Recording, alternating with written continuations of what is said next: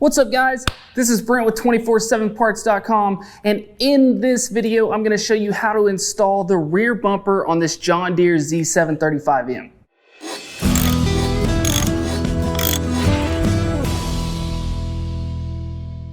Our first step before we actually start putting the bumper on is just a little bit of disassembly. So first of all, I'm going to want to break out a 13mm socket, as all of the bolts that you are going to be putting on, bolts and nuts, will be 13mm. So I'd have a 13mm socket and a 13mm wrench. Now the first thing is on the Z735M, you will more than likely have this tow hitch. If you're working on another Z7 model, you may not have this, but if you do have this tow hitch, the first thing we need to do is remove it. It simply just has these two bolts right here that we need to remove with that 13mm.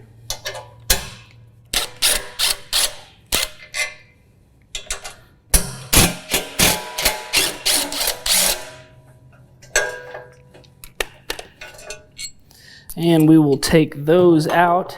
And then next we'll move around here to the side of the mower. You'll see down here by the bottom, right in between our tow loop here, we have these two bolts. We're going to remove these and then actually hold on to these, as we're going to use these again to mount this bumper back on. So now we need to break out that 13mm wrench, and we'll have to reach on the back side of these to get onto the nut, and then go ahead and take these off. Now, one thing to keep in mind here when you're taking these off, you have a set of these on both sides that you need to remove, but we want to be very careful whenever taking these off and then going back on, is that once you take these off, your frame pieces back here on the back, this rear bumper, is going to move a little bit. So when we're going back on, we may have to do a little bit of pushing, a little bit of pulling to make sure and get those lined back up. All right, make sure to do this on both sides, and then we can go on with our bumper. Now, when going back on with the bumper, you are going to have 4 sets of bolts, carriage head bolts, flathead bolts like this with the square neck and with the lock nuts. Now, these are going to be used for our top mounts, which are going to be right here, right underneath our black fenders here.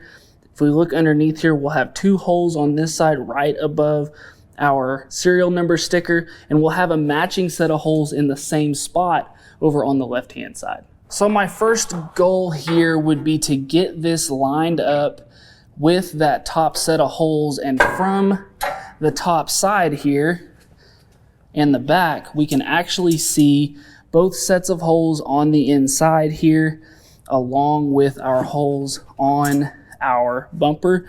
So what I like to do is to get one of each of these started to make my life easier, where I'm not having to hold it the whole time. So I'm going to get that worked up and in just like that, and then go ahead and move over here to the other side,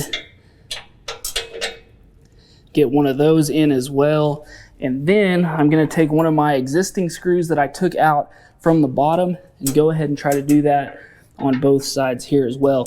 Now, these are the ones that get a little bit challenging. It's like I said, once you take these bolts out, the frame pieces sometimes get a little bit unaligned. So this can be challenging at times. Just takes a little bit of wiggling, a little bit of moving, finding out where exactly that hole is at. And just like that, once we've got one in at the top, one in at the bottom, usually everything starts to line up just like that. And then we can move over to the other side, get those pushed in, and then we can start our nuts. Move back around here to the other side, get these started. Now, we don't want to tighten anything up until we have all of the bolts in and all of the nuts on.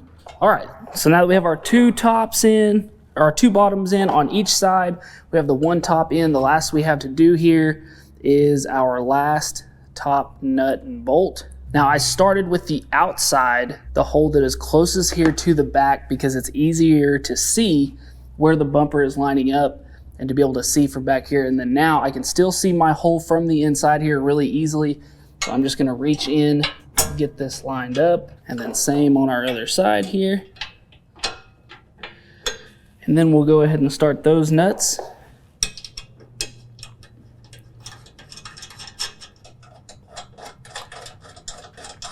And then from here, we're just gonna tighten everything up. And then just like that, you've got your bumper installed. Now, if you do decide that you want this rear hitch still on there, you can see right here, there are 2 pre-drilled holes.